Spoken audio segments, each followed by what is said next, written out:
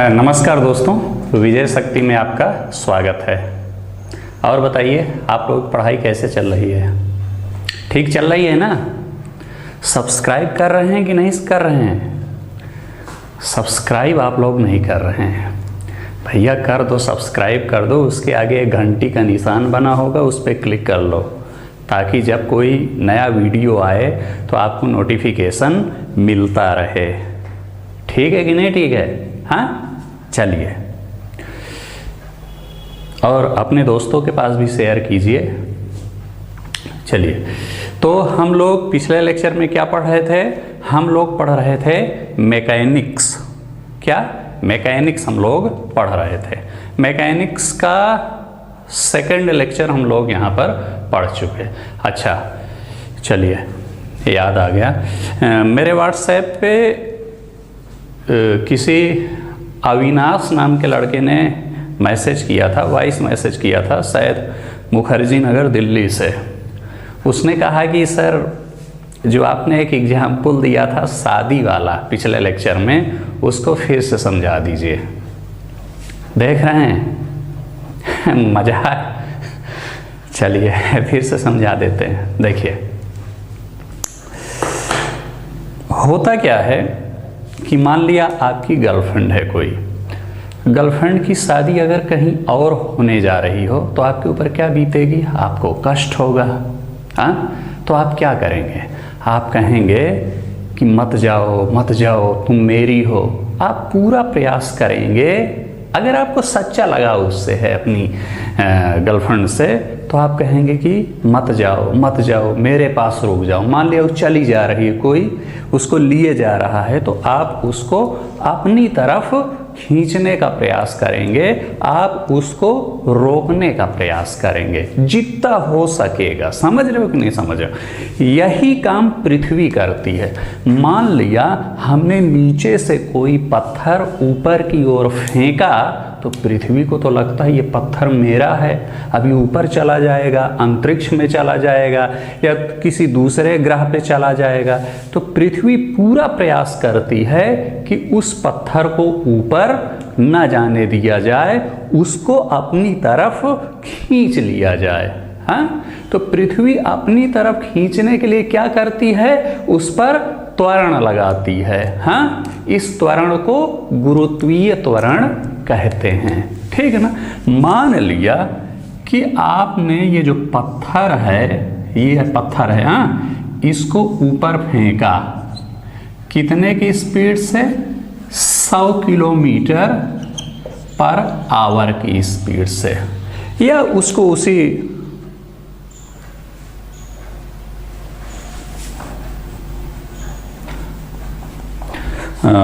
ऐसे कर सकते हैं, 100 मीटर प्रति सेकंड की स्पीड से आपने इसको फेंक दिया। अब पत्थर क्या करेगा? जब आप 100 मीटर प्रति सेकंड की स्पीड से फेंक दिया तो ऊपर जाएगा, चलता जाएगा। ठीक है ना?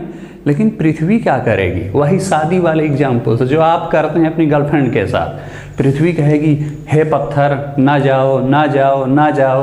तो पृथ्वी इसको अपनी तरफ खींचने का प्रयास करती है।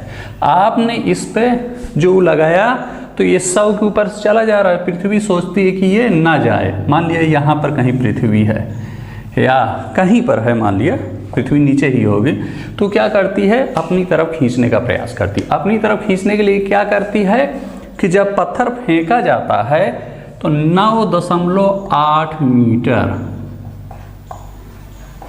प्रति सेकंड, कितना? 9.8 मीटर प्रति सेकंड की स्पीड से इसको नीचे करने का प्रयास करती है। ये 100 की स्पीड से ऊपर जा रहा है, पृथ्वी हर सेकंड इसकी स्पीड 9.8 कम करती जाती है। समझे? तो 100 से घट के एक सेकंड बाद 100 में और 9.8 घटा दीजिए, दूसरे सेकंड बाद और 9.8 घटा दीजिए, तीसरे सेकंड और 9, इस तरह ये 100 से घट के घटती चली जाएगी, घटती चली जाएगी। अब एक समय जो स्पीड इसको मिली थी वो 0 हो जाएगी और ये पृथ्वी के पास आ जाएगा। समझे? तो जब आपकी गर्लफ्रेंड की शादी किसी और के साथ तय हो जाए और उसके साथ जाने लगे तो आप यही कीजिएगा, समझे? जो पृथ्वी करती है। समझे कि नहीं समझे? क्या नहीं समझे? चलिए एक दूसरा एग्जाम्पल भी इसमें मैंने बताया था। ये तो जब ऊपर जा रहा था,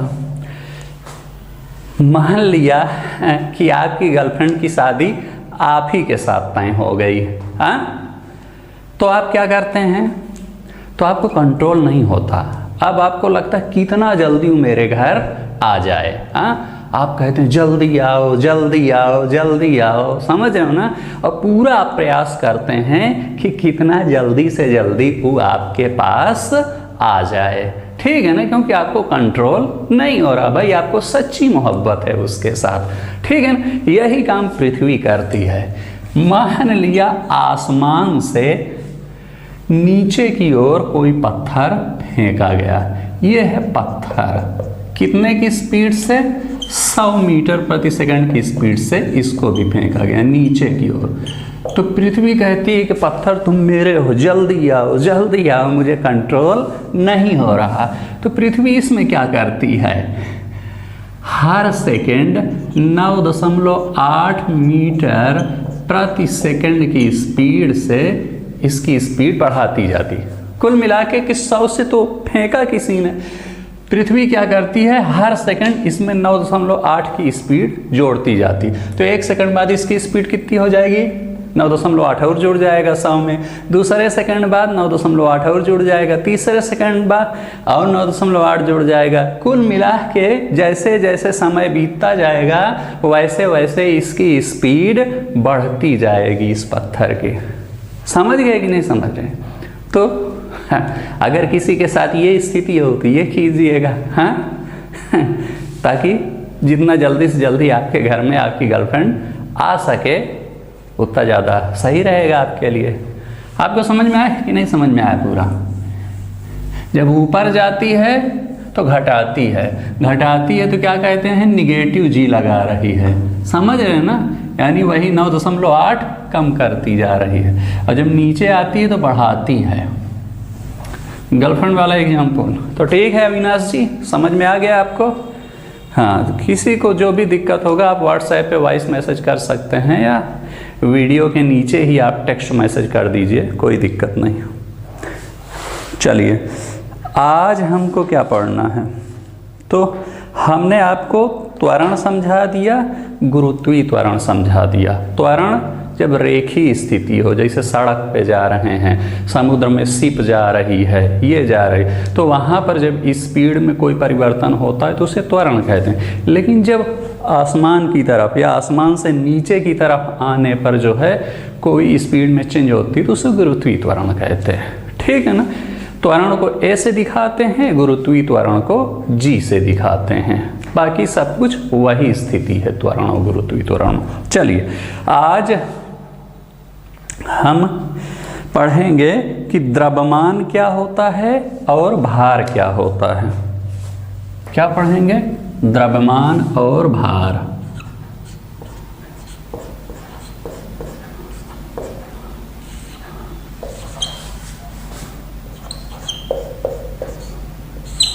ठीक, क्या पढ़ना है?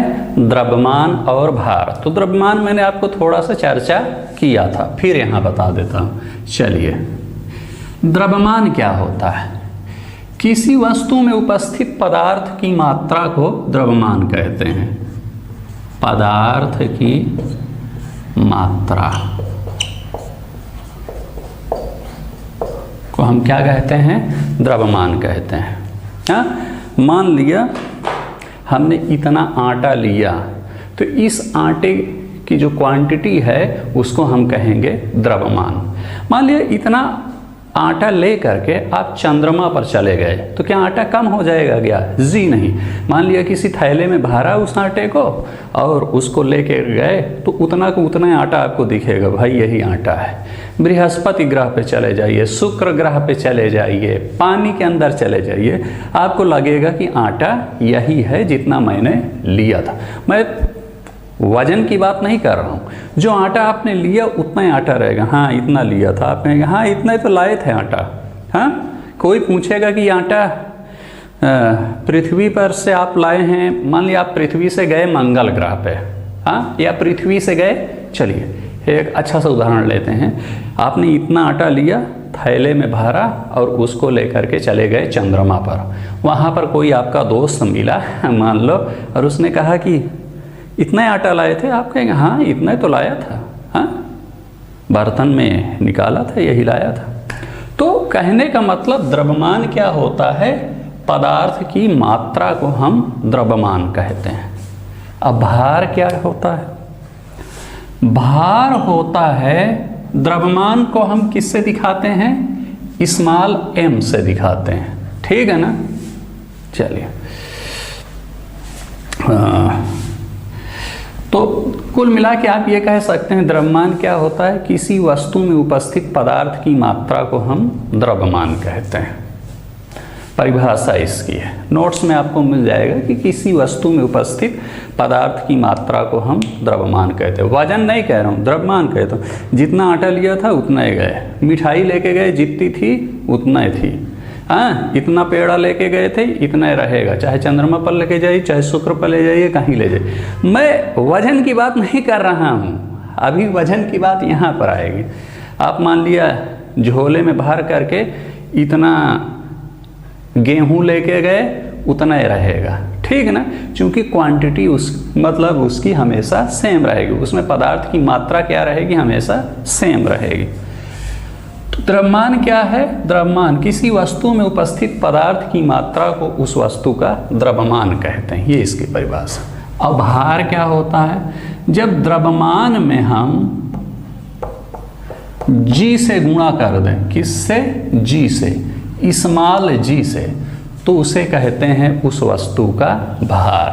g की वैल्यू मैंने आपको बताया था कितना होती है, 9.8। g की वैल्यू मैंने आपको 9.8 बताया था, ठीक है ना। चलिए ये भार क्या है, ये भार को ही वजन कहते हैं, ठीक है ना। जब आप कहते हैं कि 10 किलो है आटा, तो दरअसल आप द्रव्यमान की बात कर रहे होते हैं, ठीक है ना, वो भार नहीं होता, लेकिन व्यवहारिक रूप से जो है 10 किलो को हम लोग भारे बोलने लगते हैं, ठीक है ना। बात समझ रहे हैं कि नहीं समझ रहे हैं। तो द्रव्यमान का मात्रक क्या होता है, किलोग्राम होता है। चलिए तो भार निकालने के लिए क्या करेंगे, द्रव्यमान में g से हम मल्टीप्लाई कर देंगे, तब हमको भार पता चलेगा। समझे कि नहीं समझे। द्रव्यमान में अगर हम g से गुणा कर दें, 9.8 से गुणा कर दें, तब हमको भार मिलेगा, तब हमको वजन मिलेगा।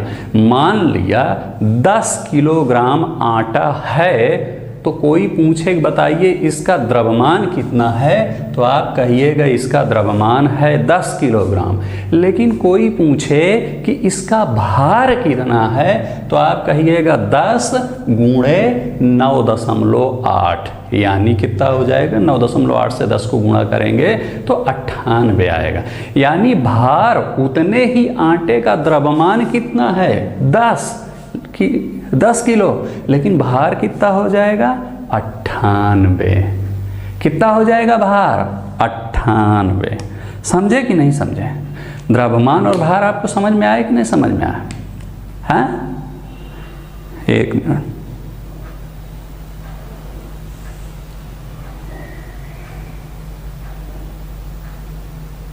समझे।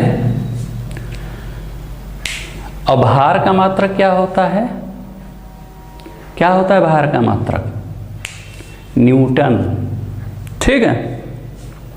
तो कितना हो जाएगा वो, 10 से 9.8 मल्टीप्लाई करना। अच्छा एक चीज याद रख लीजिए, द्रव्यमान आप कहीं पर भी ले जाइए हमेशा सेम रहेगा।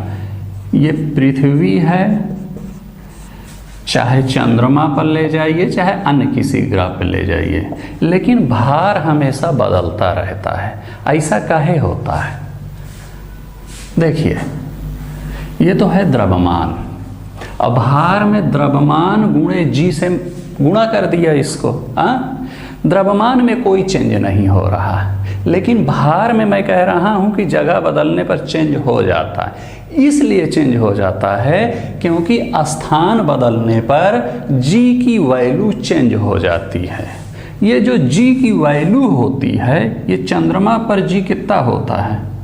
चंद्रमा पर g होता है 1/6 गुणे पृथ्वी पर जितना g होता है। पृथ्वी पर g, पृथ्वी पर जितना g की वैल्यू होती है उसका 1/6 गुना वैल्यू होती है चंद्रमा पर। ठीक है ना? तो मान लिया कि कोई है आपका जो है पृथ्वी पर भार है कितना?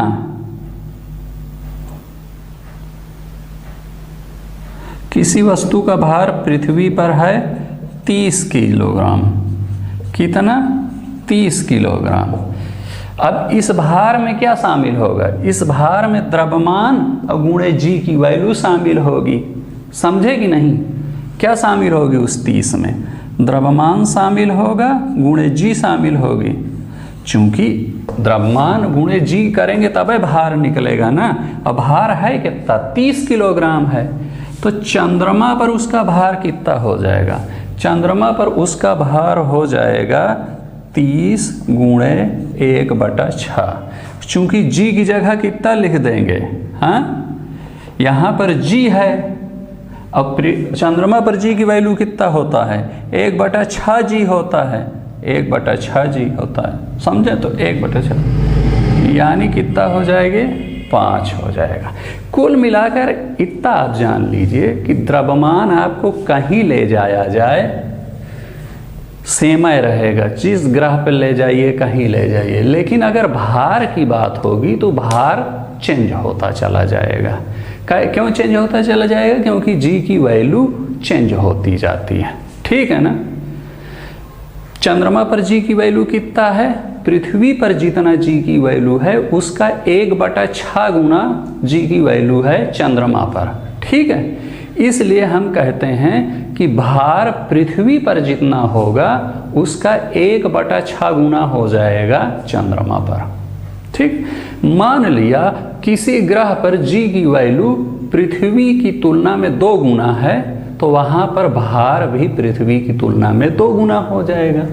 कहीं पर g की वैल्यू पृथ्वी की तुलना में आधा है तो वहाँ पर भार भी आधा हो जाएगा।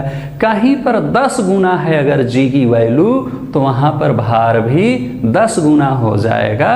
कुल मिलाकर के आप इतना रट लीजिए, एकदम याद कर लीजिए। फार्मूला छोड़िए गया भाड़ में जो है। हाँ, ये सब जो है फार्मूले में बस इतना याद रखिए। द्रव्यमान को हम किससे दिखाते हैं? स्मॉल m से। ठीक है ना? तो द्रव्यमान m गुणे g, इसको ऐसे भी लिख सकते हैं mg। ठीक है कि नहीं?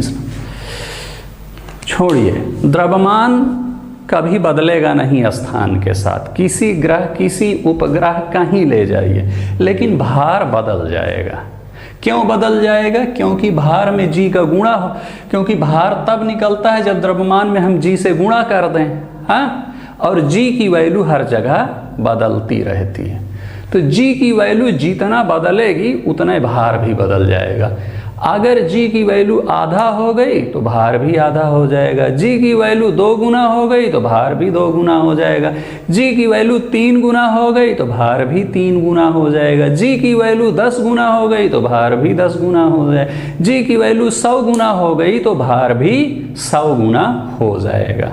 लेकिन द्रव्यमान में कभी परिवर्तन नहीं आएगा। समझ गए कि नहीं समझ? जनरली ये क्वेश्चन पूछा जाता है कि पृथ्वी पर एक वस्तु का भार इतना है तो चंद्रमा पर उस वस्तु का भार कितना होगा, यही क्वेश्चन आता। एक चीज याद कर लीजिए, ये चीज जो मैंने बताया कि चंद्रमा पर g कितना होगा।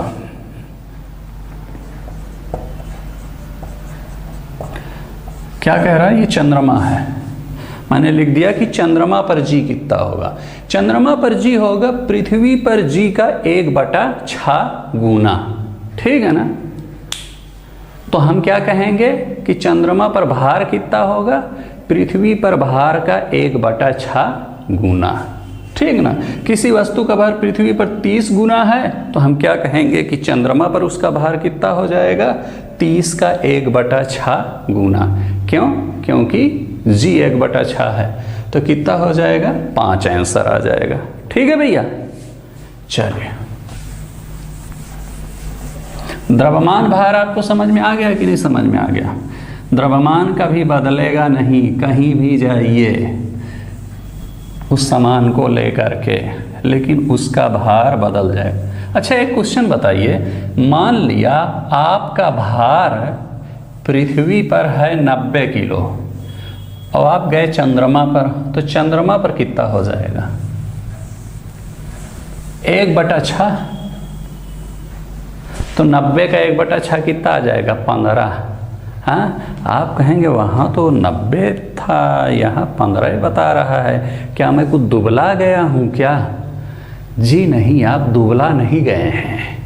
हुआ क्या कि वहाँ पर जी की वैल्यू पृथ्वी की तुलना में 1/6 होती है, यानी वहाँ जी पृथ्वी से कम होती है, तो आपका भार भी कम हो जाएगा। जितना जी की वैल्यू कम होगी उतना आपका भार भी कम हो जाएगा। ठीक है। चलिए भैया, समझ गए कि नहीं द्रव्यमान भार? वही चंद्रमा वाला क्वेश्चन जनरली पूछता है, अब बस उसमें वही करना है कि 1/6 कर देना है। अब अगला देखते हैं बल। बल क्या होता है? हाँ, बताइए। अक्सर आप कहते हैं कि बल लगा दिया, बल लगा दिया, बल लगा दिया। हाँ, देखिए, सीधी सी भाषा में अगर बात करें, गांव गंवई की भाषा में, तो जब किसी चीज़ पे धक्का मारते हैं तो कहा जाता है कि बल लगा दिया, या किसी चीज़ को खींचा जाता है तब भी कहा जाता है कि हमने बल लगा दिया। ध्यान दीजिएगा, चाहे धक्का मारें चाहे खींचें, दोनों को हम बल कहेंगे। क्या? चाहे हम धक्का लगाएं और चाहे हम खींचें, हम क्या कहेंगे कि हमने बल लगा दिया। समझे कि नहीं समझे? चलिए, ये तो रही गांव गंवई की भाषा में। मान लिया कि एक बाइक ऐसे खड़ी है, हाँ, आपने स्टार्ट नहीं किया, आप पीछे से धक्का लगाए तो बाइक क्या करने लगेगी, चलने लगेगी। हाँ, बिना स्टार्ट ही किए चलने लगेगी। अक्सर आप देखते होंगे जब पेट्रोल ख़त्म हो जाता है, कुछ लोग पीछे से धक्का मारते हैं और बाइक अपना चलती जाती है। समझे? ठीक है। तो धक्का लगाना मतलब बल लगाना। खींचाओ, खींचना। कभी आपने देखा, मान लिया कि कोई बाइक चली जा रही है, स्टार्ट है, चली जा रही, और पीछे से कुछ लोगों ने पकड़ के उसको अपनी तरफ खींचना चालू किया। समझे? तो गाड़ी क्या करती है, रुक जाती है। हाँ, दोनों स्थिति बल का ही है। हाँ, चाहे आप धक्का मारें चाहे खींचें, आप कहेंगे कि आपने बल लगा दिया। चलिए, तो बाइक वाले उदाहरण से आपको क्या समझ में आया? जब बाइक ऐसे खड़ी थी और आप पीछे से धक्का मार रहे थे तो क्या हुआ था, बाइक चलने लगी थी। समझे? और जब बाइक चल रही थी, जब आपने उसको खींचा तो बाइक रुक गई। कुल मिला करके हम ये कह सकते हैं कि बल लगाने पर वस्तु की गति में परिवर्तन हो जाता है। वो रुकी हुई थी तो क्या हुई थी, आपने इधर से जब बल लगाया तो क्या हुआ, ये चलने लगी। और जब ये चल रही थी ऐसे ऐसे, और जब आपने इधर जो है पीछे से इसको खींचा तो ये क्या की, रुक गई। इस चित्र पर मत जाइए, ये फिजिक्स का वो है, मैंने आपको व्यवहारिक समझिए, चित्र से आप कंफ्यूज हो जाएंगे। कुल मिलाकर बल क्या करता है, किसी वस्तु की गति में परिवर्तन कर देता है। कोई चीज़ रुकी हुई है तो उसको चला देगा, कोई चीज़ चल रही है तो उसको रोक देगा। हम ये भी कह सकते हैं कि मान लिया कोई बाइक 50 मीटर पर सेकंड की स्पीड से जा रही है, आपने पीछे से और धक्का मार दिया तो उसकी स्पीड और बढ़ जाएगी ना। पहले 50 थी, अब मान लिया 60 हो गई, समझे। यानी क्या कह सकते हैं कि उसकी गति में परिवर्तन हो गया। उसी प्रकार से मान लिया कोई बाइक 50 की स्पीड से चली जा रही थी और आपने पीछे से पकड़ करके खींच लिया तो उसकी स्पीड कम हो जाएगी, 50 की बजाय कितनी हो जाएगी, मान लिया 40 हो जाएगी। यानी कह सकते हैं कि उसकी स्पीड कम हो गई है। कुल मिलाकर के हम ये कह सकते हैं कि बल के द्वारा हम किसी वस्तु की गति में परिवर्तन कर सकते हैं।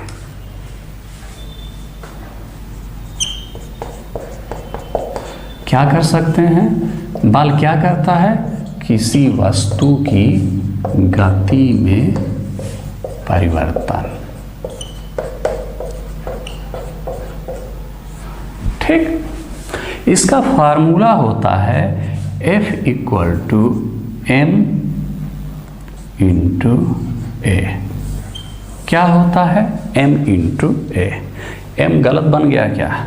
मैं बार बार कहता हूँ कि मेरी राइटिंग बोर्ड पे नहीं बनती, क्योंकि अभी मैं पहली बार पढ़ा रहा हूँ बोर्ड पर। F = m × a इसका फार्मूला होता है। इसका मतलब क्या है मैंने आपको कल भी बताया था, इसीलिए मैं कह रहा हूँ कि परिभाषा मत रटिए, व्यवहारिक समझ। त्वरण का मतलब क्या होता है? त्वरण का मतलब होता है कि स्पीड में परिवर्तन, ठीक है ना। मान लिया कि 20 किलोग्राम की कोई वस्तु है, उस पे हमने जब बल लगाया तो उसकी स्पीड कुछ परिवर्तित हो गई। 20 किलोग्राम की कोई वस्तु है, मान लिया पहले वो जा रही थी 60 की स्पीड से, बल लगाने के बाद उसकी स्पीड कितना हो गई? 80 हो गई। क्या हो गई? 80 हो गई। बल लगा करके हमने उसकी स्पीड को परिवर्तित कर दिया। कुल मिलाकर के हमने क्या किया कि स्पीड परिवर्तित का मतलब कि उसमें हमने त्वरण पैदा कर दिया, समझे ना। तो वही यहाँ पे A क्या है? A है त्वरण। तो जितना उसमें त्वरण आया होगा और जितने किलो की रही होगी वस्तु, दोनों का गुणा कर देंगे तो हमको बल मिल जाएगा। और त्वरण कैसे निकालते हैं? त्वरण मैंने बताया था कि ये बाद वाली स्पीड माइनस पहले वाली स्पीड प्लस बटे जितना स्पीड चेंज होने में जो समय लगा जो है, उससे वो करके हम त्वरण निकाल लेंगे। और ये वस्तु का ये द्रव्यमान है 20 किलो, दोनों को गुणा कर देंगे तो हमको बल मिल जाएगा। कल वाला अगर आपने तैयार किया होगा तो ये समझ में आ जाएगा। आप कुल मिलाकर के आप इतना जान लीजिए कि बल किसी वस्तु की गति में परिवर्तन कर देता है। बाइक वाले उदाहरण से आपको समझ में आ गया। और इसका फार्मूला क्या होता है? F = m × a। a जितना त्वरण होगा और m क्या है? उस वस्तु का जो द्रव्यमान होगा, दोनों का गुणा कर देंगे तो बल मिल जाएगा। बल का मात्रक होता है न्यूटन, ठीक है ना। चलिए, और क्या है? बल अदिश राशि है कि सदिश राशि? ट्रिक वाला याद रखिए, बल है सदिश, यानी बल में दिशा होती होगी। सदिश का मतलब ये होता है कि बल में कुछ ना कुछ दिशा होगी। अभी दिशा कैसे होगी आगे आपको समझ में आएगा। समझ गए आप बल की नहीं समझ गए? हाँ, ये फार्मूला आपको समझ में आ गया। चलिए, सदिश होती है, बल का मात्रक याद रख लीजिए न्यूटन होता है। चलिए, तो बल आपको समझ में आ गया। चलिए, बल 4 टाइप के होते हैं। 4 टाइप कह सकते हैं, 4 वर्ग होते हैं। मतलब दुनिया में जितने भी बल हैं उनको 4 प्रकार में वर्गीकृत किया जाता है। हजारों बल होते हैं, ठीक है ना। हाँ, मैंने बाइक में धक्का मार दिया तो मैंने कहा कि बल लगा दिया। हाँ, मैंने खींच लिया तभी मैंने कहा बल लगा दिया, ठीक है ना। 2 चीज़ को लेकर के ऐसे लड़ा दिया तो भी मैंने कहा बल लगा दिया। हाँ, तो बल कई प्रकार के होते हैं। हाँ, वो जो कई प्रकार के बल होते हैं उनको 4 वर्गों में हम यहाँ पर बांट सकते हैं। कौन सा?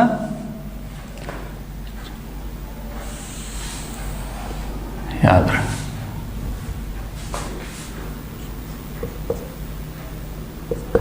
पहला है नाभिकीय बल, याद लिखते जाइएगा, क्या है? नाभिकीय बल। दूसरा क्या है?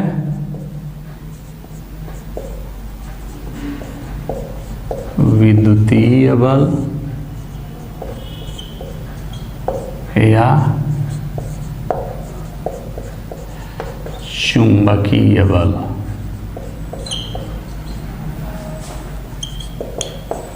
तीसरा है वांडर वाल बल।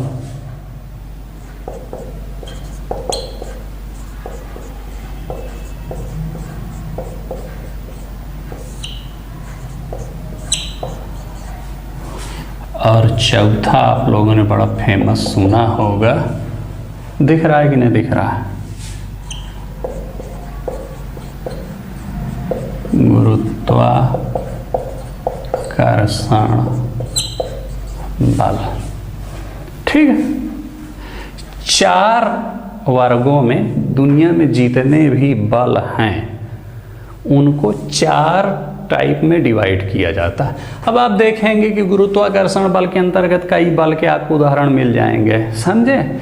जैसे आप कह सकते हैं कि दुनिया में जितने भी जीव हैं उनको कई वर्गों में डिवाइड कर सकते हैं। हाँ, पानी में रहने वाले जीव, जमीन पर चलने वाले जीव, उड़ने वाले जीव, समझे? अब आप फिर देखेंगे कि पानी में रहने वाले जीव अगर देखेंगे तो उसमें भी कई प्रकार के होते हैं। हाँ, मछली भी पानी में चलती है। हाँ, कुछ और प्रकार के जीव हैं पानी में। इसी प्रकार से ज़मीन में रहने वाले जीव का आप उदाहरण देखेंगे तो उसमें कई आते हैं, मतलब मनुष्य भी ज़मीन पर चलता है, गाय भैंस भी ज़मीन पर चलती है। तो कुल मिलाकर के मोटा मोटा हम 4 वर्गों में हम इसको डिवाइड कर देते हैं बल को। नाभिकीय बल, विद्युतीय बल कहें या चुंबकीय बल कहें, दोनों एक ही बात है। और तीसरा है वांडर वाल बल और चौथा है गुरुत्वाकर्षण बल। नाभिकीय बल क्या होता है?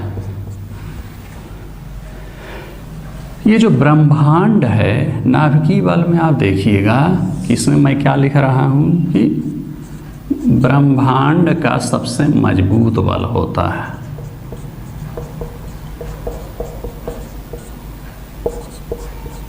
लिखते जाइए, समझे? ब्रह्मांड का सबसे, यूनिवर्स में सबसे ज़्यादा मजबूत बल कौन होता है? नाभिकीय बल। लेकिन इसकी समस्या क्या है? ये बहुत ही कम दूरी पर लगता है।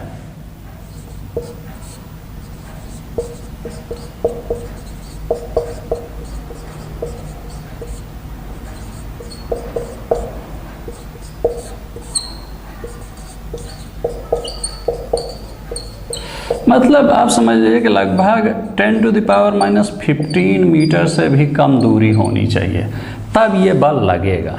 इससे ज़्यादा दूरी होगी तब ये बल काम नहीं करेगा।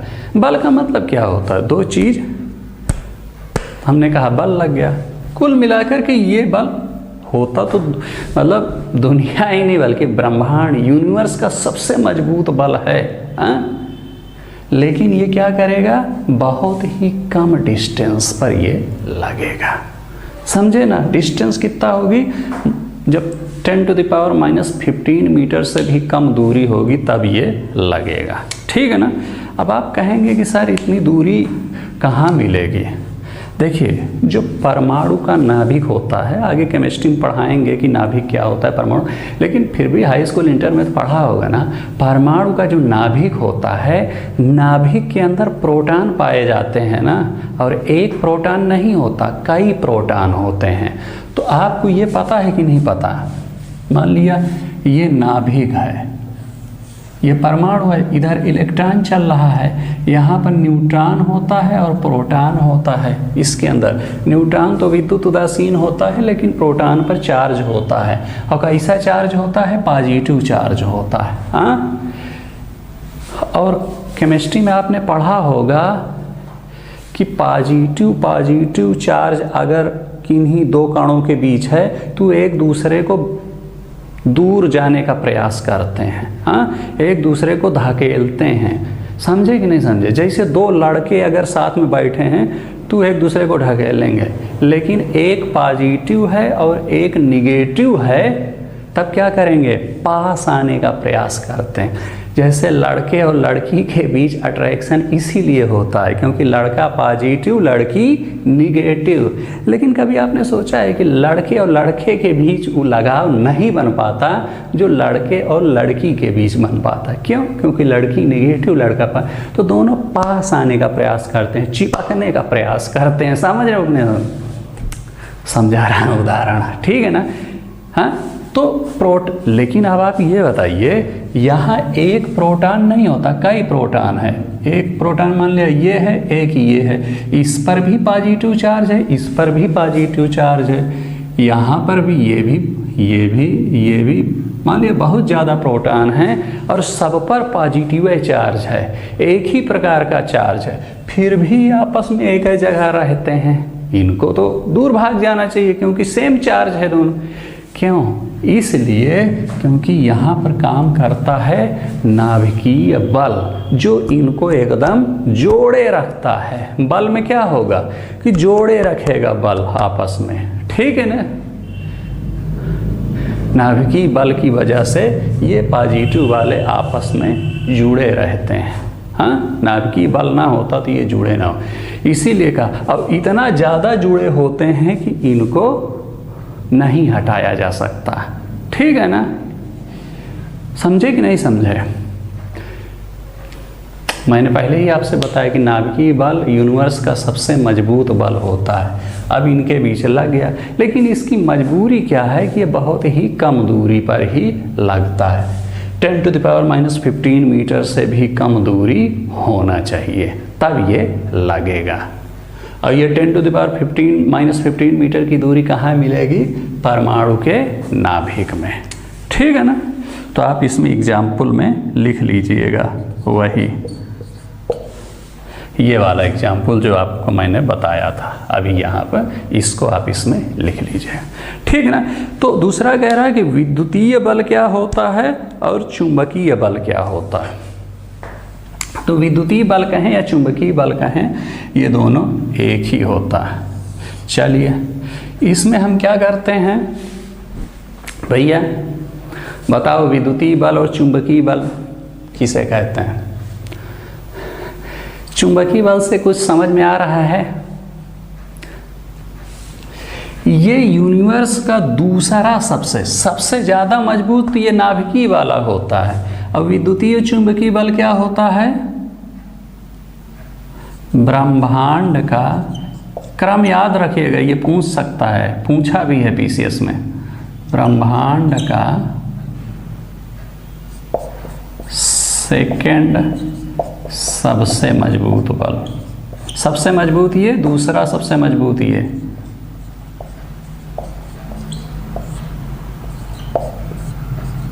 ठीक ना? अब ये लगता कहाँ पर है? ये लगता है चुंबक के बीच। दो चुंबक रख तो चिपक जाते हैं ना आपस में।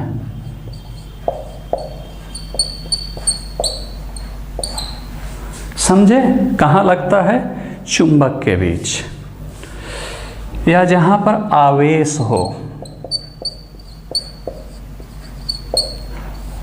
कहते हैं नहीं विद्युत आवेश, जब इलेक्ट्रिक चैप्टर पढ़ेंगे तब वहाँ पर आपको पता चल जाएगा कि आवेश क्या होता है। फिलहाल हाई स्कूल इंटर में आपने पढ़ा होगा कि आवेश क्या होता है। तो जहाँ पर आवेश होगा वहाँ पर ये बल लगेगा, या चुंबक के बीच ये बल लगेगा। ये बल कैसा होता है? ब्रह्मांड का दूसरा सबसे मजबूत बल होता है। चलिए इसको पढ़ते हैं, वांडर वाल फोर्स। अभी बताइए वांडर वाल फोर्स क्या होता है? ये ब्रह्मांड का तीसरा सबसे मजबूत बल, थर्ड सबसे मजबूत बल, सबसे मजबूत ये, फिर उसके बाद ये, फिर ये कहाँ लगता है? ये लगता है गैसों के बीच। किसके बीच? गैस के अणुओं के बीच।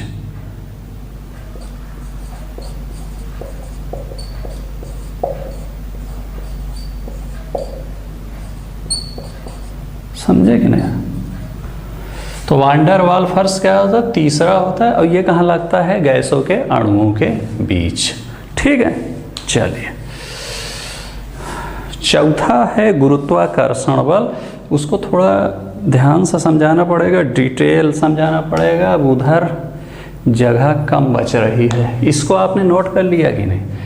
क्रम जरूर याद रखिएगा कि सबसे मजबूत ये है, उसके बाद ये है, और उसके बाद ये है।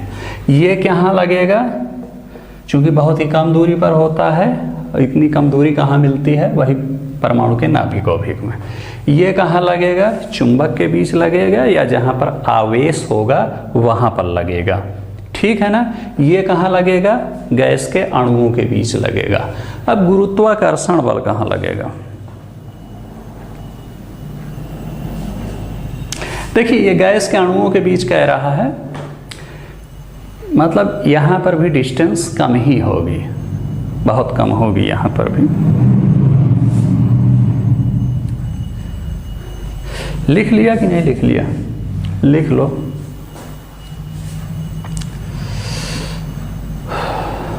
क्योंकि उधर जगह कम है।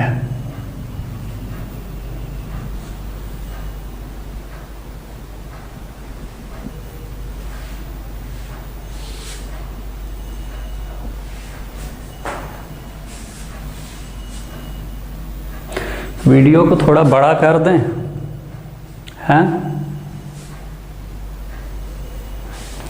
बड़ा कर देते हैं, देख लिया कीजिएगा। इसमें कॉन्सेप्ट है। अच्छा, एक सबसे बड़ी समस्या क्या है कि ये जो मैकेनिक्स चैप्टर चल रहा है, अगर मैकेनिक्स अभी पढ़ाने लगूं तो 3 महीना लगेगा। अगर डिटेल पढ़ाऊँ तो 3 महीने में भी ये ख़त्म नहीं होगा। ये इतना बड़ा चैप्टर है, समझ है ना? लेकिन हमारी एक सीमा है सिविल सर्विस में कि हमको मैक्सिमम 4-5 लेक्चर में इसको ख़त्म करना है। हाँ भाई, अभी यही आईआईटी की तैयारी आप कर रहे होते तो मैं कहता कि इसमें देंगे टाइम, कम से कम 1 महीने तो देंगे ही देंगे। लेकिन यहाँ पर इतना टाइम अगर देंगे तो अन्य छूट जाएगा भाई। हमको एक सब्जेक्ट थोड़ी पढ़ना है, हमको जाके 15 सब्जेक्ट पढ़ना है। हैं 15 है ना, सब जोड़ डालेंगे तो 15 निकल आएगा। अरे हिस्ट्री में 4 हिस्ट्री हो जाती है, एंशिएंट, मेडुअल, मॉडर्न, वर्ल्ड, समझ है ना? ज्योग्राफी में इंडियन ज्योग्राफी, वर्ल्ड ज्योग्राफी, मौसम विज्ञान, 15 से भी ज़्यादा सब्जेक्ट हो जाते हैं। अगर हम एक ही चैप्टर पर 3 महीना 1 महीना देने लगेंगे तब तो हो गया 10 साल का कम से कम प्रोग्राम बनाइए। तब तक में क्या होगा? आप बूढ़े हो जाएंगे। चलिए, तो हमको जो है मैकेनिक्स में सिर्फ वही टॉपिक पढ़ने हैं जहाँ से क्वेश्चन अभी तक पूछा गया है। ठीक है, चलिए। तो आपको ये हो गया ना वांडर वाल्व। एक बचा है उधर गुरुत्वाकर्षण बल। गुरुत्वाकर्षण बल की चर्चा अभी अक्सर होती है। गुरुत्वाकर्षण बल आगे भी पढ़ेंगे। अच्छा, कल मैंने आपको बताया था कि गैलीलियो का मैं आपको इक्वेशन बताऊंगा। गति का समीकरण मैंने आपको बताने के लिए कहा था, लेकिन मैंने क्वेश्चन देखे थे तो गति के समीकरण पर जो है क्वेश्चन अभी तक नहीं पूछे गए हैं। तो मैंने कहा कि उसको पढ़ाने का कोई अभी मतलब नहीं है। मैं पढ़ा सकता हूँ, बहुत अच्छी तरीके से उसको पढ़ा सकता हूँ, लेकिन टाइम ज़ाया होगा। हाँ, तो अभी तक क्वेश्चन नहीं पूछा गया है तो मुझे लगता है कि बताना उचित नहीं होगा। बाकी आप लोग कमेंट कर दीजिएगा, अगर आपको पढ़ना होगा तो मैं पढ़ा दूंगा। v बराबर u plus a t s बराबर u t plus half a t square और v स्क्वायर बराबर यू स्क्वायर प्लस 2as, 3 उसके समीकरण होते हैं। डिटेल बताना पड़ेगा ना, वहाँ पर इतना जल्दी थोड़ी खत्म हो जाएगा। तो गुरुत्वाकर्षण बल क्या होता है? ये ब्रह्मांड का सबसे कमजोर बल होता है।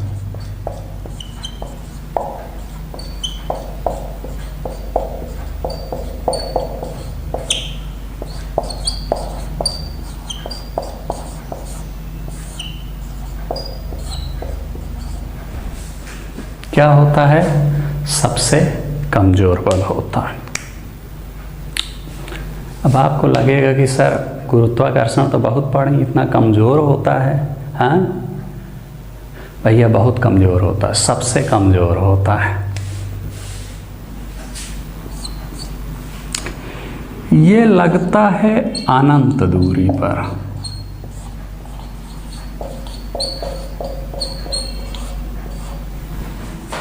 कितना भी दूरी रहे दो पिंडों के बीच, वहां पर ये बल लग जाएगा, समझे? लेकिन बहुत कम लगेगा, इतना कम लगेगा कि आभास नहीं होगा, समझेंगे नहीं? मान लिया कि एक वस्तु यहाँ है प्रयागराज में और एक वस्तु है दिल्ली में, दोनों के बीच कुछ ना कुछ गुरुत्वाकर्षण बल लग रहा होगा, इतना आप जान लीजिए। लेकिन इतना कम लग रहा होगा कि आभास नहीं होता। हाँ, आभास तो तब होगा ना जब दोनों खींच के एक दूसरे से चिपक जाएं। हाँ, तब हम कहेंगे कि वहाँ पर बल लगा कुछ हमको, जैसे यहाँ पर है परमाणु के नाभिक में प्रोटॉन आपस में एकदम से करीब आ जाते हैं, लेकिन वो बहुत कम दूरी पर लगता है। और ये क्या लगता है? अनंत दूरी पर, कितना भी दूरी हो वहाँ पर ये बल लगेगा। चलिए, जहाँ भी द्रव्यमान है वहाँ पर ये बल लगेगा। मान लिया ये वस्तु है, इसमें कुछ द्रव्यमान है, ये वस्तु है, इसमें कुछ द्रव्यमान है जो है, तो उनके बीच गुरुत्वाकर्षण बल आप जान लीजिए कि लग ही रहा होगा, वो कितना भी दूरी पर हो लगेगा। मैंने आपको प्रयागराज और दिल्ली का उदाहरण बताया। मान लिया एक वस्तु है अमेरिका में और एक वस्तु है इंडिया में, दोनों के बीच लग रहा होगा कुछ ना कुछ गुरुत्वाकर्षण बल। अगर उसमें द्रव्यमान है, भाई वस्तु है तो कुछ ना कुछ द्रव्यमान तो उसमें होगा ही होगा, चाहे 1 ग्राम द्रव्यमान हो लगेगा, समझे? इसको ऐसे समझ सकते हैं कि एक लड़का इंडिया में है और एक लड़की जो है वहाँ पे अमेरिका में है। दोनों का कुछ ना कुछ मास होगा, द्रव्यमान होगा, तो दोनों के बीच कुछ ना कुछ गुरुत्वाकर्षण बल जरूर लग रहा होगा, ठीक है ना? चलिए, मजाक की बात कह रहा हूँ। एक चीज़ आपने समझा कि नहीं समझा? जब मैंने आपको नाभिकीय बल बताया था तो मैंने आपको कहा था कि नाभिकीय बल सबसे मजबूत बल होता है, बहुत ज़्यादा लगता है, लेकिन वहाँ मैंने कहा था ये बहुत कम दूरी पर लगता है। और गुरुत्वाकर्षण बल में मैंने क्या कहा कि ये सबसे कमज़ोर बल होता है, लेकिन ये अनंत दूरी पर लगता है, कितना भी डिस्टेंस पर लगता है। इसको ऐसे समझ सकते हैं कि अगर दो लोगों के बीच दूरी कम होगी तो अट्रैक्शन ज़्यादा होगा, यानी कह सकते हैं कि उन दोनों के बीच बल ज़्यादा लगेगा, और दूरी ज़्यादा होगी तो बल कम लगता है। अक्सर आप देखते हैं कि नहीं देखते कि जब आप अपनी गर्लफ्रेंड के करीब होते हैं तो दोनों के बीच अट्रैक्शन ज़्यादा होता है। कितना भी लड़ें, कितना भी झगड़ें, लेकिन अट्रैक्शन बहुत ज़्यादा होता है, अट्रैक्शन फोर्स बहुत ज़्यादा होता है, आपको लगाव बहुत ज़्यादा होता है। लेकिन अगर वो कहीं दूर चली गई, मान लिया वो पढ़ने के लिए अमेरिका चली गई, तो धीरे धीरे अट्रैक्शन ख़त्म होता जाएगा, ठीक है कि नहीं? ठीक है, हाँ, कम हो जाएगा। हो सकता है वो और किसी के साथ अटैच हो जाए या आप और किसी के साथ अटैच हो जाएं, क्योंकि अब दूरी बढ़ गई है। समझे? लगाव तो है, लगाव तो किसी के साथ उसकी शादी हो जाएगी तब भी आपका लगाव रहेगा, यानी कुछ ना कुछ बल रहेगा। समझे?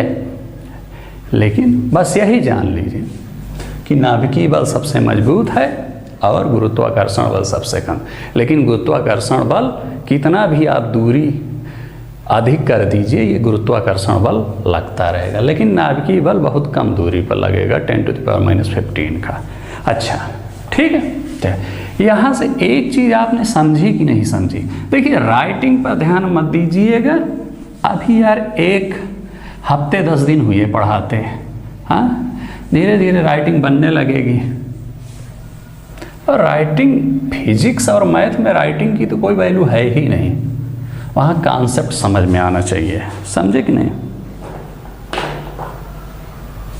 तो मैंने क्या कहा, मजबूती के हिसाब से नाभिकीय बल सबसे ज़्यादा मजबूत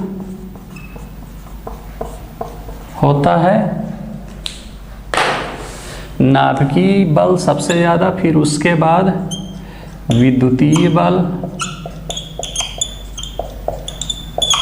ठीक है ना, फिर उसके बाद वांडर वाल बल, फिर उसके बाद गुरुत्वाकर्षण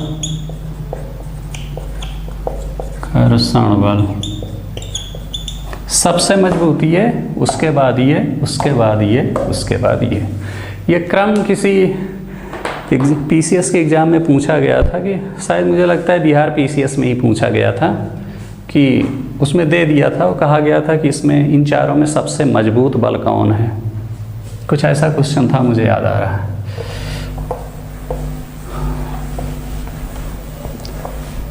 तो आपको ये बल क्लियर हुआ? जो आकर्षण होता है दो लोगों के बीच, वो भी बल की वजह से होता है। समझे?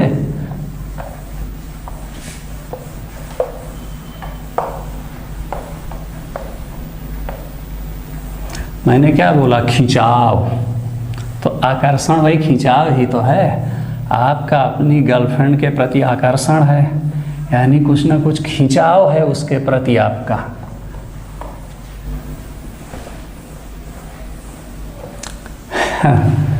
चलिए,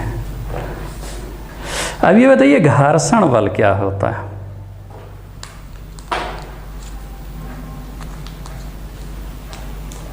वीडियो बड़ा होता जा रहा है मुझे लगता है।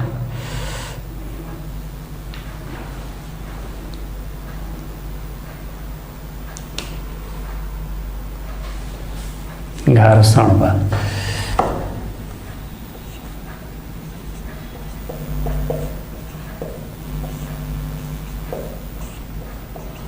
कुछ लोग कहेंगे कि सर आपने तो कहा था कि चार टाइप का होता है, तो फिर ये घर्षण बल। मैंने ये कहा था कि जितने बल होते हैं उनको 4 वर्ग में डिवाइड कर सकते हो।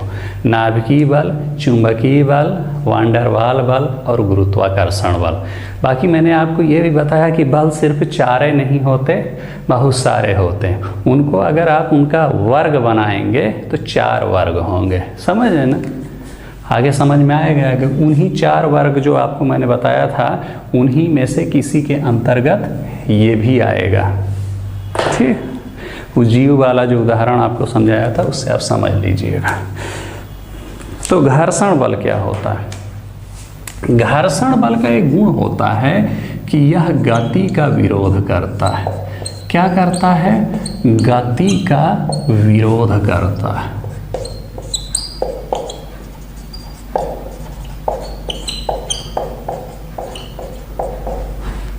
कैसे? आपने कभी देखा है कि मान लिया आपने एक बाल लिया ऐसे, अब बाल को ज़मीन पर ऐसे ढांगा दीजिए। हाँ, बाल लीजिए या कोई भी वस्तु लीजिए, उसको ले करके आप ज़मीन पर ऐसे ढांगा दीजिए, तो कुछ समय बाद आप देखेंगे कुछ समय तक तो ऐसे चलती जाएगी और एक समय बाद वो रुक जाएगी। वो रुक क्यों जाती है? वो रुक जाती है इसी घर्षण बल के कारण, क्योंकि ये जैसे ज़मीन है और ये बाल है, तो एक समय बाद यहाँ पर जाके वो क्या करेगी, रुक जाएगी। समझे कि नहीं समझे? क्यों? क्योंकि इस बाल और ज़मीन के बीच क्या काम कर रहा है, घर्षण बल। ये घर्षण बल क्या करता है, बाल को आपने इसे मारा तो बाल में गति आ गई, मोशन आ गया, बाल गतिशील हो गई। मैंने क्या कहा कि बाल और ज़मीन के बीच जो घर्षण बल काम करता है वो क्या करता है, उस किसी वस्तु की गति का विरोध करता है। यानी वो घर्षण बल क्या, मान लो ये बाल है और ये ज़मीन, तो इन दोनों के बीच कहीं पर घर्षण बल काम करेगा। समझे कि नहीं समझे साहब? घर्षण बल, ये घर्षण बल क्या करेगा, लगातार विरोध करता रहेगा। ये घर्षण बल चाहेगा कि ये बाल आगे ना बढ़े, ठीक है ना, तो लगातार वही इसको रोकने का प्रयास करेगा और एक समय बाद क्या कर देगा, रोक देगा। धीरे धीरे इसकी स्पीड कम होती जाएगी और आगे जा कर के रुक जाएगी। समझे? तो कोई चीज़ क्यों रुक जाती है, इसी घर्षण बल के कारण। समझे? समझ आए कि नहीं समझ आए? अगर ये घर्षण बल ना होता तब क्या होता, तो ये बाल ऐसे हम फेंकते, बाल सीधे आगे बढ़ती जाती, रुकती ना। क्यों? क्योंकि उसको उसका विरोध करने वाला कोई है ही नहीं, वो अपना चलती जा रही है बाल, ठीक है ना। ये तो घर्षण बल है जो उसको विरोध करता है कि तुम मत जाओ, समझना है ना, उसको रोकता है और एक समय बाद रोक ही लेता है, ठीक है ना। समझ रहे हैं कि नहीं समझ रहे हैं? चलिए,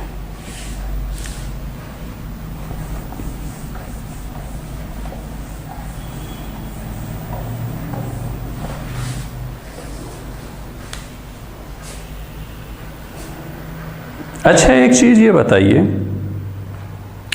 कि जब हम चलते हैं, ज़मीन पर हम चलते हैं ना, ऐसे, तो हमारे ज़मीन और पैर के बीच, या आपने जूता पहना हुआ है तो जूते के बीच भी घर्षण बल काम करता है। घर्षण बल हर जगह काम करता है। दो चीज़ अगर कांटेक्ट में हैं तो उनके बीच घर्षण बल काम करेगा, ठीक है ना। और घर्षण बल क्या करेगा, गति का विरोध करता है। लेकिन इसका एक, तो आपको लगता होगा कि घर्षण बल तो बड़ी बुरी चीज़ है, हाँ, ये गति का विरोध ना करता। अगर ये विरोध ना करता तो और अच्छा रहता, अपना इसे ढकेल देते, चला जाता। मान लिया यहाँ से किसी को दिल्ली जाना है, थोड़ा सा इसे पुश कर दिया, वो लगातार चला जा रहा है, दिल्ली पहुँच जाता। अरे भैया, घर्षण बल ना होता तो दिल्ली पहुँच तो जाता, लेकिन दिल्ली में जाकर के वो रुकता ना और चला जाता आगे पाकिस्तान, अफ़गानिस्तान, और तब तक चलता जाता। अब क्या बताया जाए, जब तक कि उसकी उम्र समाप्त ना हो जाती है, ठीक। तो क्या ये अच्छा रहता, क्या ना अच्छा होता ना। मुझे रुकना है भैया, मैं तो बढ़ता ही चला जा रहा हूँ, क्योंकि कोई घर्षण बल ही नहीं। ये तो घर्षण बल है, रोक देता है। समझे कि नहीं समझे? अगर घर्षण बल ना होता तो हम चल ना पाते। कैसे?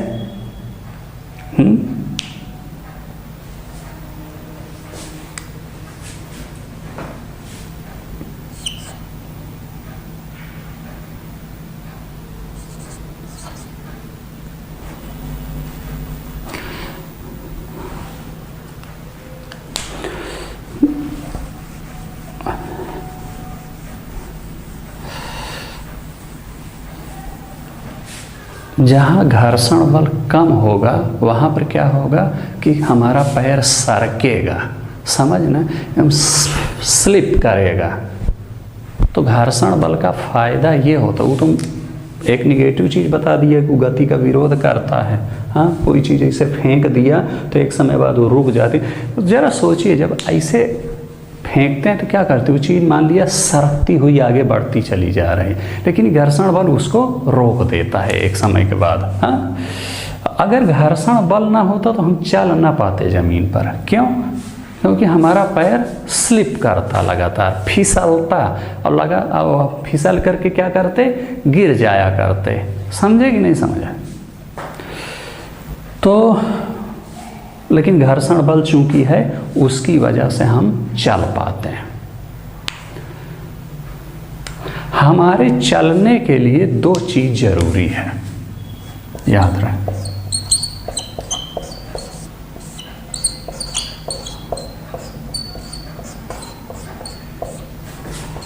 कि एक घर्षण बल लगे और एक प्रतिक्रिया बल लगे।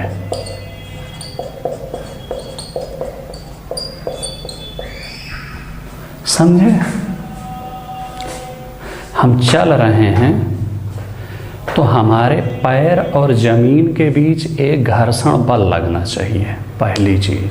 और दूसरा चीज, नीचे से हमारे पैर के ऊपर एक प्रतिक्रिया बल भी लगना चाहिए, तब हम चल पाएंगे। दो चीज मैं बताया हूं कि घर्षण बल भी लगना चाहिए और प्रतिक्रिया।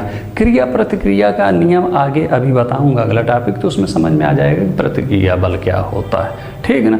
जब आप नीचे ऐसे करते हैं तो आपने एक बल लगाया ना नीचे की ओर, तो नीचे से भी आपके पैर पर एक ऊपर बल लगना चाहिए। मान लीजिए जमीन पर आप चलते हैं तो नीचे आप पैर ऐसे डालते हैं कि नहीं डालते, तो ये क्या होगा, ये क्रिया बल आपने लगा दिया जमीन पर, तो जमीन भी आपके ऊपर एक बल लगाए ऊपर की ओर, उसे कहते हैं प्रतिक्रिया बल। ठीक है ना? तो कहने का मतलब चलने के लिए दो चीज चाहिए, ये वाली प्रतिक्रिया बल भी होनी चाहिए, यानी हमारे पैर पर जमीन एक प्रतिक्रिया बल लगाए और साथ ही हमारे पैर और जमीन के बीच एक घर्षण बल भी लगना चाहिए, तब हम चल पाएंगे, अन्यथा नहीं चल पाएंगे। समझे कि नहीं समझे?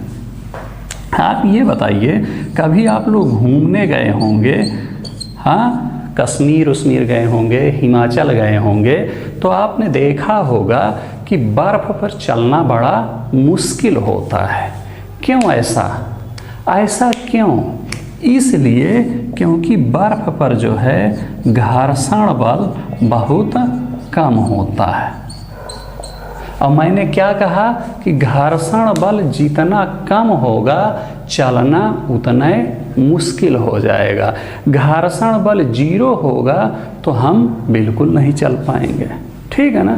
वहाँ पर आप देखेंगे, वहाँ पे आपका पैर फिसल जाता है, पहली चीज। अब ये बताइए, आपके दिमाग में उठ रहा होगा घर्षण बल कब ज़्यादा होगा कब कम होगा। देखिए, अगर सतह खुरदुरी है, ठीक है ना, तो घर्षण बल ज़्यादा होगा। क्या होगा? ज़्यादा। जितने ज़्यादा खुरदुरी सतह है वहाँ पर घर्षण बल उतने ज़्यादा होगा। हाँ, जैसे अगर आप देखेंगे टाइल्स, घर में टाइल्स लगी होती है ना, तो उसकी सतह बड़ी चिकनी होती है, यानी कि वहाँ पर घर्षण बल क्या होता है? कम होता है। लेकिन वहीं पर आप मिट्टी की ज़मीन देखिए तो उस टाइल्स की तुलना में ज़्यादा जो है खुरदुरी होती है, तो वहाँ पर हम कह सकते हैं कि घर्षण बल ज़्यादा होता है। समझे? इतना तो समझ में आ गया ना?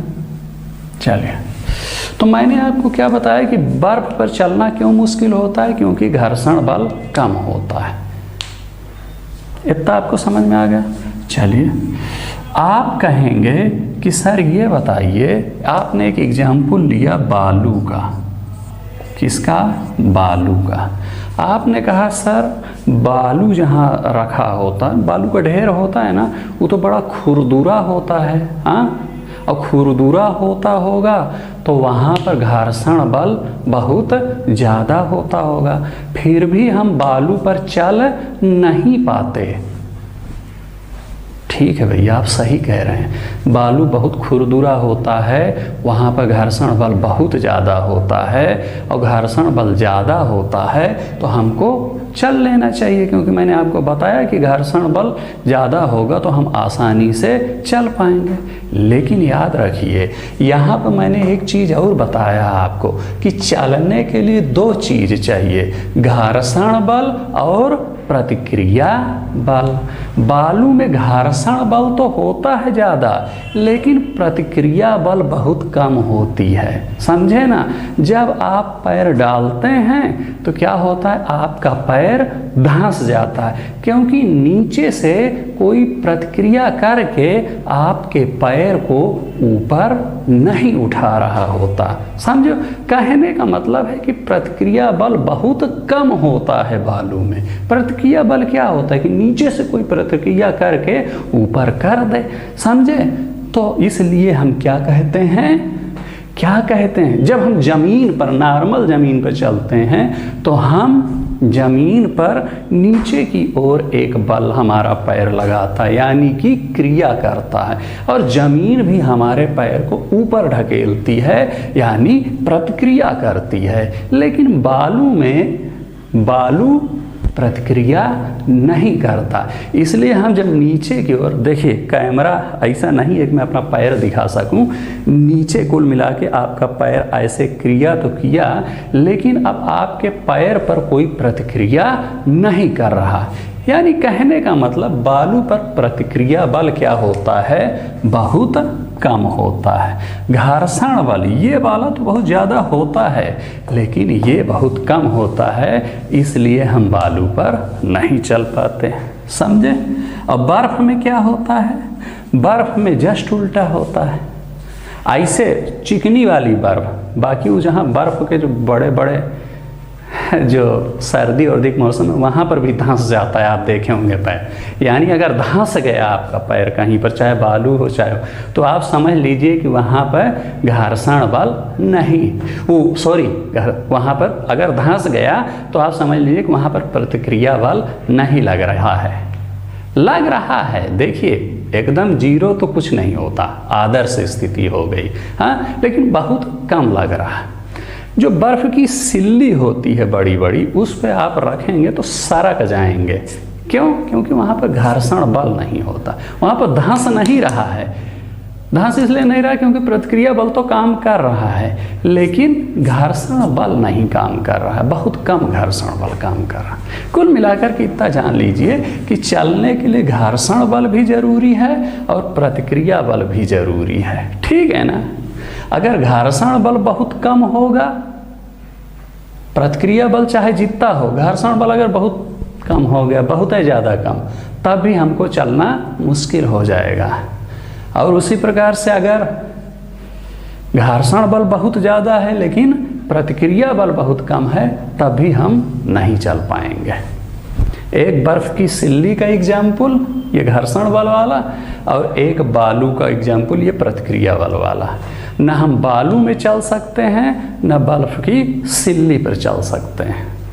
हाँ, बहुत ज़्यादा अगर उग रहे तो आपका मतलब पैर फिसलेगा कुल मिला करके, जहाँ इसे समझे कि नहीं समझे?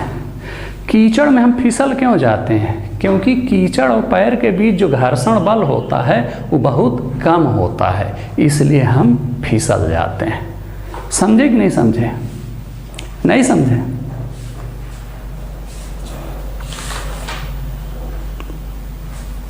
तो घर्षण बल आपको समझ में आ गया कि नहीं? तो घर्षण बल दो प्रकार का होता है। घर्षण बल सीधा ही जान लीजिए कि गति का विरोध करता है, चलने के लिए वो वाला बता दी। घर्षण बल दो प्रकार का होता है। कौन सा? स्थितिक घर्षण और गतिक घर्षण। पहला है स्थितिक घर्षण,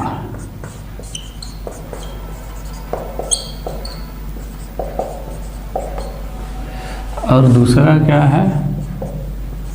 गतिक घर्षण।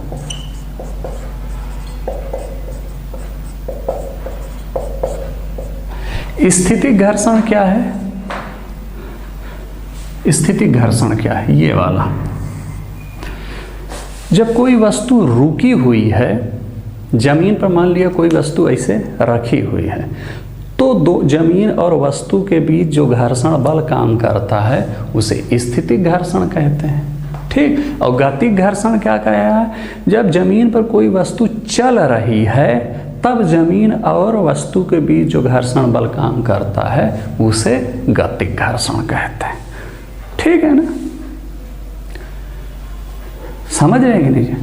जब रुकी हुई है, ऐसे रख दिया ज़मीन पर वस्तु, अब भी दोनों के बीच घर्षण बल काम कर रहा है, ठीक है ना।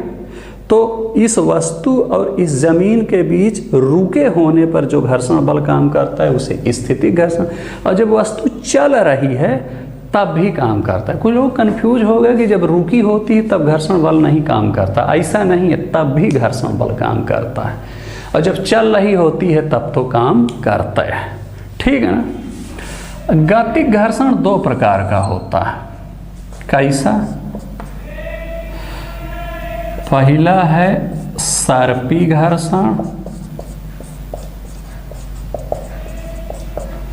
और दूसरा है लोटनी घर्षण।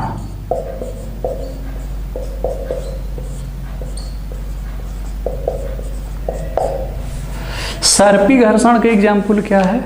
सर्पी घर्षण कैसा होता है? सरकते हुए जाता है। कैसा? सरकते हुए जाएगा। लिख दें इस पे, सरकते हुए जाएगा। सरकते हुए कैसे? आप लोग स्टूडेंट होंगे, जब आप अपने घर और आते होंगे तो एक ट्रॉली बैग लेके आते होंगे। ट्रॉली बैग में पहिया लगा होता है, पहिया को निकाल दीजिए। मान लिया पहिया टूट गया, अब आप क्या करते हैं? स्टेशन पर उसको ऐसे पकड़ करके खींचते हुए चले आते हैं, तो वो क्या करता है? ट्रॉली बैग सरकते हुए आता है, समझे ना? ऐसे ज़मीन पर सरकते हुए आएगा। तो जब ज़मीन पर वो आपका ट्रॉली बैग सरकते हुए आता है तो ट्रॉली बैग और ज़मीन के बीच जो घर्षण बल काम करता है उसे हम कहते हैं सर्पी घर्षण। तो इसका उदाहरण क्या है? बिना पहिया वाला ट्रॉली बैग।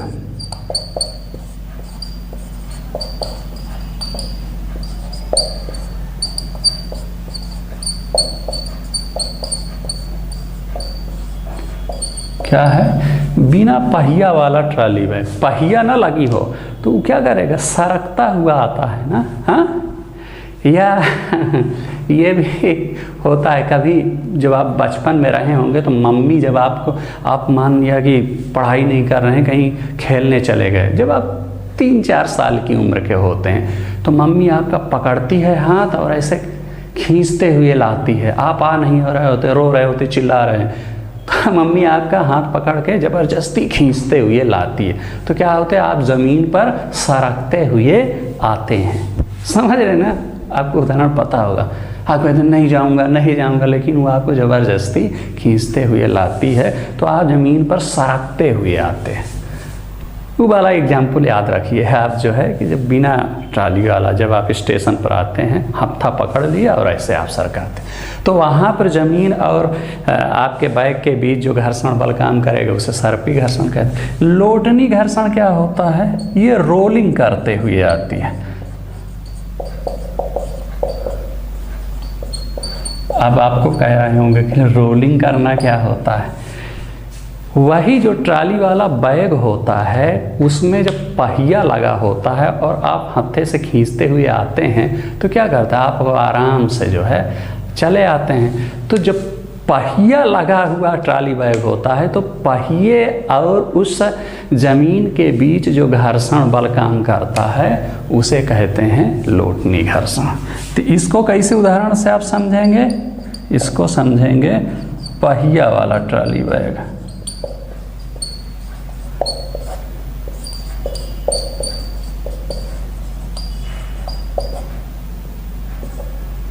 समझे कि ना?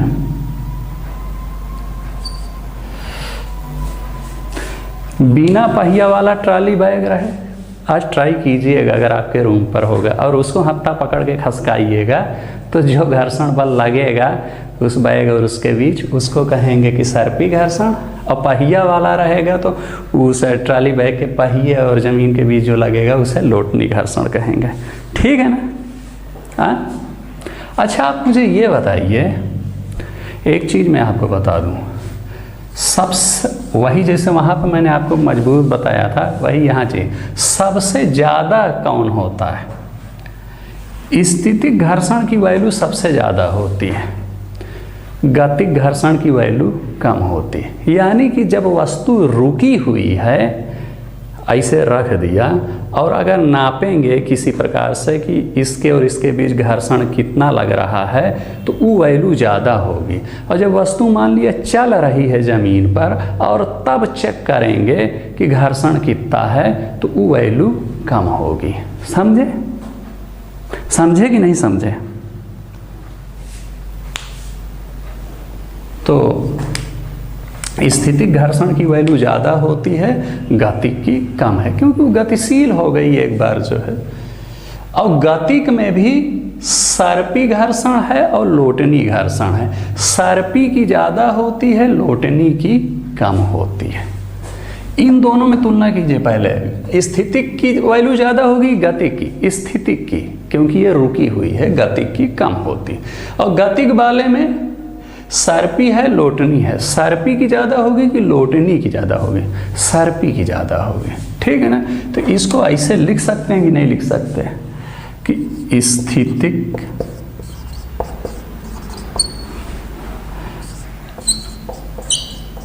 गतिक। समझे? एक तो आप इससे ये लिख लीजिए, यहाँ पर सर्पी लोटनी, एक आप इससे ये समझ लीजिए।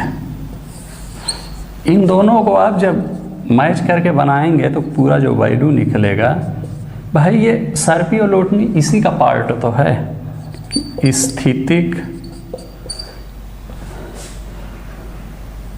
सर्पी लोटनी, ये निकलेगा कुल मिला के बाद कि सबसे ज़्यादा वैल्यू होती है स्थितिक घर्षण की, फिर सर्पी घर्षण की और फिर लोटनी घर्षण की। समझे? और मैंने आपको क्या कहा था कि घर्षण क्या करता है? घर्षण बल गति का विरोध करता है। हाँ, यानी हम ये कह सकते हैं कि स्थितिक की स्थिति में घर्षण बल ज़्यादा लग रहा है, यानी कि स्थिति की स्थिति में ज़्यादा विरोध हो रहा है, सर्पी की स्थिति में उससे कम विरोध हो रहा है, और लोटनी की स्थिति में सबसे कम विरोध हो रहा है। तो अच्छा ये बताइए, ज़्यादा मेहनत कहाँ करनी पड़ेगी? जहाँ ज़्यादा विरोध हो रहा है। कम मेहनत कहाँ करनी पड़ेगी? जहाँ कम विरोध हो रहा है। या यूँ कह सकते हैं कि ज़्यादा एनर्जी कहाँ लगेगी, खर्च होगी? जहाँ ज़्यादा विरोध हो रहा है। 10 लोग आपका विरोध कर रहे हैं, ठीक है ना? तो आपको ज़्यादा एनर्जी खर्च करनी पड़ेगी, सबको समझाना पड़ेगा। हाँ, मान जाओ मान जाओ। मान लो आपको अपनी गर्लफ्रेंड से शादी करनी, अब 10 लोग आपके विरोध में हैं, तो आपको ज़्यादा मेहनत करनी पड़ेगी ना, ज़्यादा एनर्जी लगानी पड़ेगी ना। भैया इसको भी समझाओ, इसको भी समझाओ, इसको भी समझाओ, इसको भी समझाओ। हम मान लिया एक जगह 5 लोग विरोध कर रहे हैं तो कम मेहनत करनी पड़ेगी, कम एनर्जी लॉस करनी पड़ेगी। और एक ऐसी जगह है जहाँ पर सिर्फ 2 ही लोग विरोध कर रहे हैं, एक ऐसी स्थिति बन रही, तो और कम एनर्जी और कम मेहनत लगाना पड़ा। तो वही चीज़ है कि स्थिति घर्षण से अगर हमको निजात पाना है तो यहाँ ज़्यादा मेहनत करनी पड़ेगी। समझे? क्योंकि स्थितिक घर्षण की वैल्यू सबसे ज़्यादा है। सर्पी घर्षण में इससे कम मेहनत करनी पड़ेगी और लोटनी घर्षण में हमको सबसे कम मेहनत करनी पड़ेगी। यही कारण होता है। अब यहाँ देखो, इन दोनों में देखो, सर्पी घर्षण और लोटनी घर्षण, जब पहिया नहीं लगी होती है तो क्या होता है? आप देखते होंगे जब उसको खींचते होंगे तो आपको ज़्यादा बल लगाना पड़ता है। क्यों? क्योंकि जब पहिया नहीं लगा होता है तो ज़मीन और बैक के बीच जो ये सर्पी घर्षण बल लगता है वो ज़्यादा लगता है, और जब ज़्यादा लगता है तो उस घर्षण बल से अगर हमको पार पाना है तो ज़्यादा मेहनत करनी पड़ेगी। और जब पहिया लगा होता है तो घर्षण कम लगता है, और जब कम लगता है तो हमको कम मेहनत करनी पड़ती है। चूँकि घर्षण कम है तो उस घर्षण से पार पाने के लिए हमको मेहनत भी कम करनी पड़ेगी। समझे? इसीलिए कहा जाता है कि उसमें पहिया लगा दीजिए आप लोग। समझे? लोटनी घर्षण, समझे ना भाई? अगर ये स्थिति ना बनती कि भाई सर्पी घर्षण की लोटनी घर्षण अगर सर्पी घर्षण से कम ना होता, मान लो, तो हम क्या करते, ये जो बाइक वाइक है इसमें हम पहिया लगाते ही ना, या अपन से ऐसे सरकते हुए जाती, ठीक है ना। इसीलिए लगाया गया है कि ताकि कम मेहनत लगे, कम एनर्जी देना पड़े। लेकिन जब सरकते हुए जाती तो पेट्रोल ज़्यादा खर्च होता है बाइक में, क्यों? खैर अभी तो तो एक अलग कॉन्सेप्ट है। चलिए ये सब कुछ चीज़ समझ लिया कीजिए, उदाहरण कैसे। चलिए देखिए, बहुत कम ख़त्म हुआ अभी केंद्र बल। अब केंद्र बल भी सोचा था कि इसी पार्ट में पढ़ा दूंगा, लेकिन वीडियो बड़ा होता जा रहा है, इसको फिर अगले वीडियो में। क्या करूं, वीडियो ख़त्म करता हूं, फिर इसको डिलीट करूंगा ताकि वीडियो छोटा रहे। हाँ, बाकी नेक्स्ट पार्ट में हम लोग पढ़ेंगे, ठीक। सब्सक्राइब कर दीजिएगा। हाँ, चलिए।